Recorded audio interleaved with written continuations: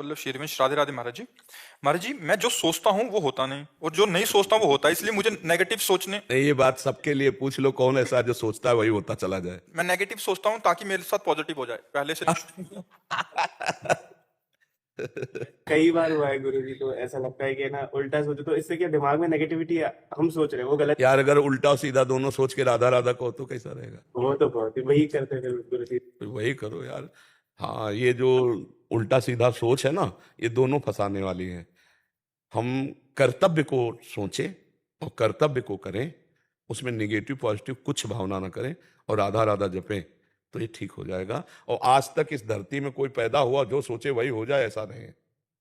भगवान के बाप दशरथ जी थे ना, उन्होंने सोचा कि कल सुबह जो है रघुनाथ जी को राज्याभिषेक दे देंगे, और समय के वनवास हो गया, 14 वर्ष का वनवास नहीं हो गया।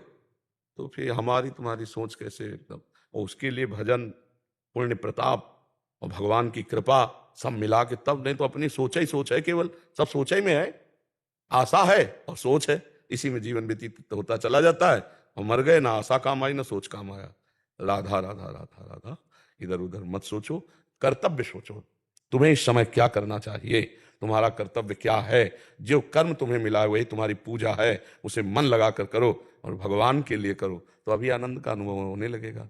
सोच को पॉजिटिव कर देना ये पवित्रता का लक्षण है, अंतःकरण पवित्र हो रहा है, और निगेटिव कर लेना ये पाप का लक्षण है। निगेटिव अगर बढ़ती चली गई ना तो डिप्रेशन में भी पहुंचा सकती है निगेटिव सोच।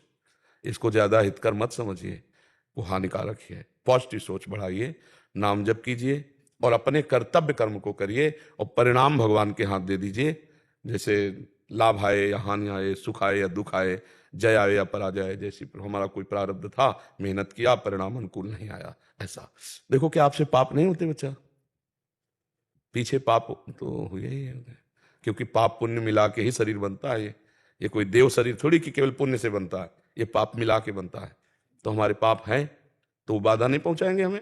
हम जो सोचेंगे सुख की बात, उसमें वो लात नहीं मारेंगे, उसमें बाधा पहुंचाएंगे।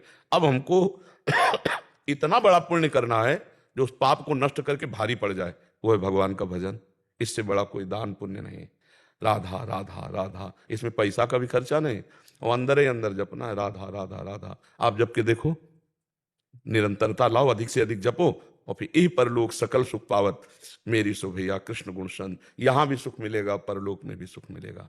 अगर नाम जप करने लगो सब ठीक हो जाएगा। आप देख लो ना, जप के दवाई है, कुछ दिन देख लो, बड़े बड़े महात्माओं ने इस दवा को खाया है, ये बहुत बढ़िया है, बहुत बढ़िया है। मेरे एक मित्र है, वो आपसे बहुत भय करते हैं। वो आप आने से भी डरते हैं क्योंकि वो दुनिया भर के सब खान पान करते हैं। हाँ, इसीलिए को बहुत कोशिश करता हूँ कि आप तक ला सकूं, लेकिन वो कहते हैं अगर मैं सामने आया तो आप उनसे सब छीन लेंगे, तो उनको आप तक कैसे लाए? जब द्रवहि दीन दयालु राघो तो साधु संगति पाइए। भगवान जब प्रसन्न होते हैं तो संत समागम दे देते हैं, और भगवान ने स्वयं कहा है कि जो पे दुष्ट हृदय सोई हुई, मोरे सन्मुख आओ कि सोई। अगर थोड़ी भी दुष्टता हृदय में रखोगे तो साधु समागम करने में, बताओ, साधु संग निर्भय पद प्रदान करता है, और उनको साधुओं से भय लगता है, ले लगता है। अशुभ, अमंगलकारी, अभक्ष, अपेय, ये जीवन का दोष है, इसको छोड़ना चाहिए। अशुभ अमंगलकारी हैं सब, जो पेय हैं, खाद्य हैं, इनको छोड़ देना चाहिए।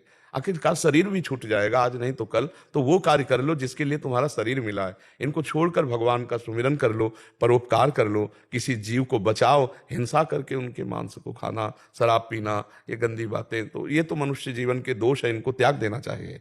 हाँ, इसलिए वो डरते हैं कि मतलब जाएंगे तो बाबा कसम खवा देंगे। क्योंकि आप बताओगे, हम ऐसे किसी से नहीं कहते। जब कोई ऐसा, या तो उसका मित्र आदि उसे बता दे ऐसे ऐसे करते हैं, तो लगता है हमारे पास आए हो तो कुछ दे के जाओ यार, अपने अशुभ आचरण छोड़ दो। जैसे आपका लक्ष्य बन जाए 1 अरब रुपया मुझे चाहिए, तो हम 100 रुपया आपको दें तो जलन लगेगी, क्या होना 100 रुपया से, मुझे तो 1 अरब चाहिए। समझ रहे ना? अगर लक्ष्य बन जाए कि मुझे प्रभु की प्राप्ति करनी है, तो किसी भी भोग की तरफ मन जाए, हम थोड़ी जाएंगे।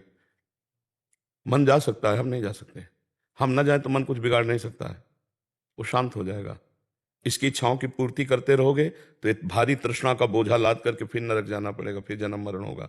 हमको एक बार ना करना है, इसे एक बार ना करना है, अच्छे से ना करना है।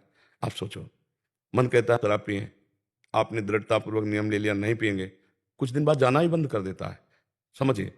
फिर कभी दृश्य ऐसा देखा तो फिर मन जा सकता है, पर हम जब ना कह दिए तो मन उसमें राजी हो जाता है धीरे धीरे। तो यम ही न व्यथ्यन्ते ते पुरुषम पुरुषर्षभ शम दुखा सुखा धीरम स्वमृतत्वाय कल्पते।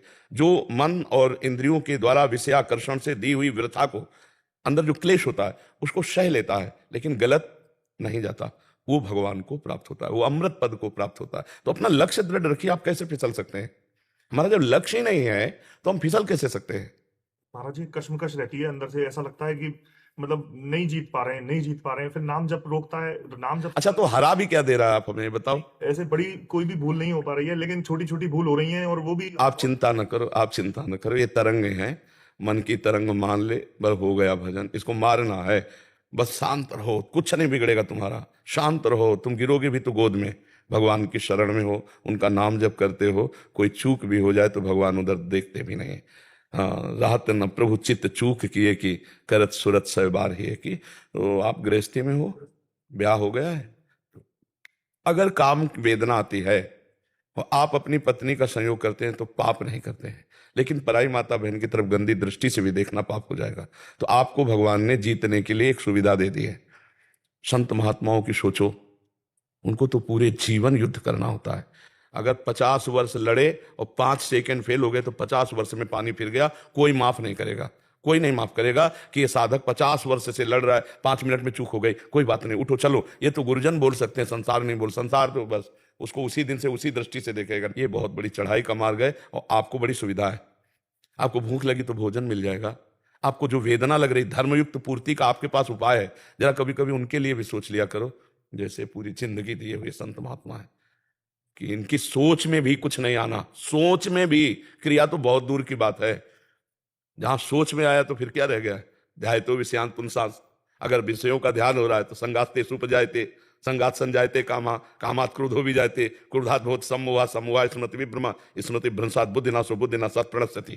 तो आप तो बड़े सुविधा में हो, किले के अंदर से युद्ध कर रहे हो। नाम जप करो, डरो मत, करो सदा तिनके रखवारी, जिम बालक राखे महतारी, हमारे भगवान के वचन है। बस सहना होगा, सहत सहत बाढ़े भगत गृह तन गुरु हितगार। अंदर जो आक्रमण हो रहे हैं उनको सह जाओ तो महात्मा, और टूट गए तो फिर बिखर जाओगे, फिर भगवत मार्ग से अलग